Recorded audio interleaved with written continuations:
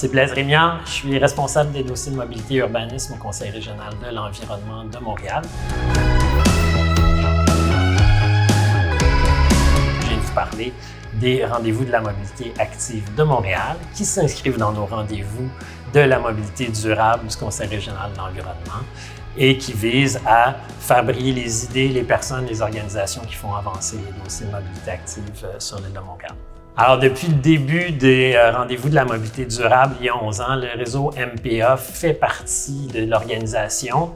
Depuis 3 ans maintenant, là, avec le nouveau soutien de Montréal Physiquement Actif, on a une programmation vraiment spécifique à la mobilité active. Donc, on a réalisé 2 programmations. Vraiment, l'élément marquant des dernières éditions, ça a été notre forum sur la mobilité active de l'an dernier, qui a réuni plus de 120 personnes à Saint-Léonard pour parler de mobilisation citoyenne, de mobilisation du milieu scolaire, de sécurisation des stationnements de vélos et puis de l'avancement des données sur la marche puis les piétons. C'était la première fois qu'on sortait vraiment des quartiers centraux pour amener des centaines de personnes, de professionnels, d'acteurs de la mobilité active dans un quartier qui est en mode rattrapage. Et puis, on a été capable de faire dialoguer des quartiers excentrés avec le monde de la mobilité active qui est typiquement plutôt situé dans des arrondissements centraux de Montréal.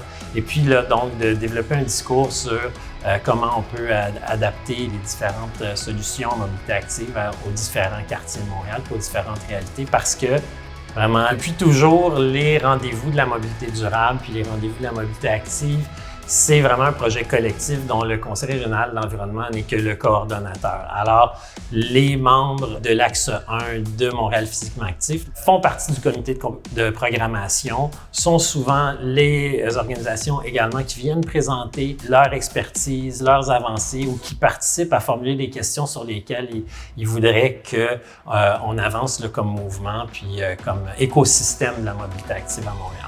Donc, évidemment, le réseau MPA fait une différence en apportant un soutien financier, mais aussi en offrant un cadre de concertation puis d'échange. La collaboration entre les différents acteurs, elle est renforcée par le travail de MPA puis l'espace de concertation que ça nous offre. Sans ce soutien financier-là, on n'y serait pas arrivé. Ça nous permet donc d'offrir une programmation qui est vraiment collée, puis je dirais même qui est souvent un pas en avant de où la discussion publique nous amène. Là. Cette année, on vient de terminer la 11e édition des rendez-vous de la mobilité durable et les impacts sont multiples. Par exemple, lorsqu'on a mis ensemble des chercheurs en changement climatique et pratiques sportives avec MPA et on a semé le germe d'un projet qui s'appelle maintenant la Foulée verte qui parle d'adaptation au changement climatique dans le milieu sportif. Dans les dernières années, on s'est vraiment concentré à amener la question du développement des transports actifs au-delà des quartiers centraux. On intègre aussi de plus en plus la question des déplacements actifs des personnes avec des limitations fonctionnelles, donc des handicaps.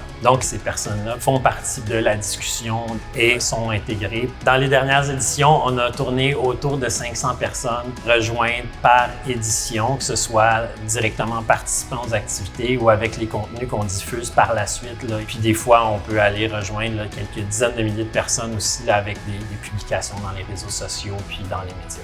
Les déplacements actifs, dans les dernières années, ont doublé à Montréal.